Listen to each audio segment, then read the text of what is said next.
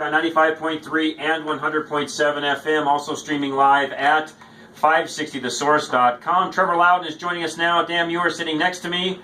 Enemies Within is a book and now a movie, right, Trevor? It is. Thanks for having me on, guys. Thanks you. Appreciate it. Thanks for coming all the way from down under. Yeah, look all the way. You know, the real Southern accent and the real Southern accent, real genuine Southern accent. Yeah, that's a fact. What I find to see, John, is Trevor's to your right. You know, he is to my right. He is to your right. Yeah, he might. Well, I don't know. He might be to all of our We're right. pretty close. He's from New Zealand. No, we're pretty close. I am. But New Zealand, you know, our politics there, our conservatives would do well in San Francisco. You know, New Zealand politics is very much to the left of you guys. Yeah, we have some politicians here too. I stand out even more there than I do here. I imagine you do.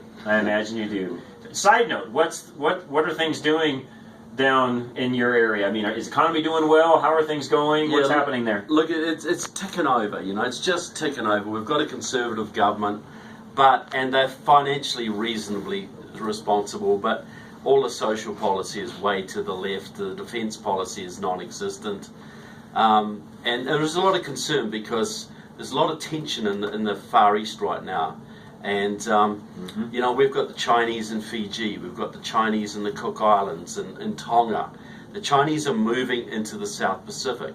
They're buying up our utilities. They're getting influence in my country. So that's a big concern because I'll tell you a little example. A couple of years ago, the Australian Minister of Defence, and if you're not sure, Australia is a little island up our west coast, okay? Right? So the Australian Minister of Defence was up in China for talks, and a top Chinese general said to him, Australia needs a godfather. Will it be an American godfather or a Chinese godfather? Mm-hmm. If you are smart, you will choose China, because we are the growing power in the region. So imagine what that makes us feel like in Australia and New Zealand. Interesting. Wow. That's a scary proposition. Yes, it is. Okay, moving right along. You've just seen the Philippines flip. You know that your ally, the Philippines, has now gone with China. That's right. You will lose your military bases there. Yeah. What did they announce that just last week? Last week. Yeah, just last week. In China, said no, we're not with the US anymore. We're with China and Russia now. That's one of your major allies in the region. What do you think that's going to do to South Korea and Taiwan and Australia and Japan? Good point. It's definitely the domino effect, and not the one we were forecasting. No, either. it's not the good one. No, that's exactly right. All right, the book, Enemies Within, now a movie. Talk about that. You're showing it even as we speak. Yeah, look, we'll be showing it tonight up in Evergreen in the barn. We'll be showing it at the Douglas County Fairgrounds tomorrow evening, and at Longmont, I believe, on Sunday. Up north. But people can go to my blog, trevorloudon.com, and the top post is my schedule in Colorado. Okay. Now, what the movie is about is very simple. We say there are 100 members of your House of Representatives and 20 members of your Senate who are so enmeshed in neo-communism, anti-American activities, or Muslim Brotherhood front groups, they couldn't pass an FBI security check to drive a school bus. Yet they are running your country. And the thing is this, you can serve on the Intelligence Committee of the House of Representatives, the Armed Services Committee, or the Homeland Security Committee. You need no security check whatsoever. So do you think, what we're saying is your enemies have used that loophole against you? So we're calling out these people, exposing these congressmen and senators who are basically working for the opposition. This is the first movie in this country to ever call out sitting senators and congressmen as basically working for the other side, working against America's interests and America's Constitution. I think even the most informed conservatives will be shocked by this movie. Why don't we have laws that require before you even run for any public office, you have to pass a background check? Well, look, you know, the argument is, well, the people will vet the candidates, but right? They don't. And the media will help them do it. But they don't either. Well, they don't, and that's the problem. You know, once you had a media that would do that, and the media will vet Republicans. They told you what Mitt Romney did with his dog on holiday. True. They told you about him allegedly beating up some young gay kid when he was 17. But if you're a Democrat, You can have an elephant's graveyard of skeletons in your closet and nothing is said. And you have seen the treatment in this election of Hilary Clinton's many crimes versus Donald Trump's a few indiscretions. And what's got all the attention and what has been given a pass. Good point. That is the problem in your Congress. You have active communists in your Congress. You have active Muslim Brotherhood supporters. We say there's at least 100 members of the House who wouldn't pass a security check.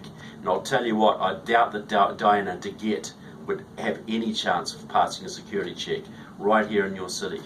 Interesting. The only thing that concerns me about having the government set up a security check for elected officials is that it's the government setting up the security check for elected officials, because it could turn out to be very political. Yeah, but yet I had to. I may not pass just because we're conservative. I was just saying, yet I had to just pass one to get my DIA badge. Correct. Yeah. I have to but pass you're not one. an elected official. You're not who the people want. So it'd be really easy for a government that's in power to keep the opposing people coming in. This is why the only way I think you could do it is you set up an independent panel funded with a guaranteed budget, so nobody could interfere with the budget, say for 5 years or 10 years, and then you staff it with mid-level officers of all 16 of your intelligence agencies as a separate, non-account, separate agency.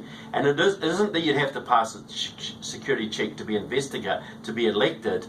What it means is if you applied to go on a committee like Homeland Security, Armed Services, intelligence, education, commerce, whatever, then you have to be submitted for a check. But on the same token, just we've as got anybody who works in the White House is supposed to, but they don't do it. And I'm not saying I disagree with you on that, but on the same token, we've got elected officials setting law and policy.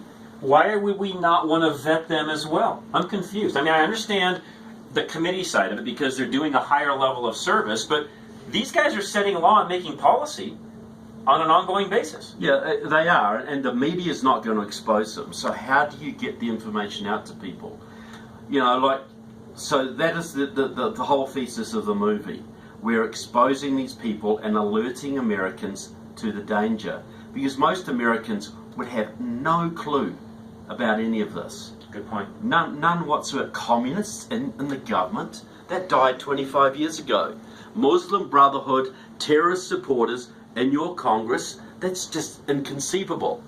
But you think of Andre Carson from Indiana, a man with extensive ties to multiple Muslim Brotherhood fronts, is now serving on your intelligence committee, overseeing all 16 of your intelligence agencies. Unreal. Luis Gutierrez was on it till recently.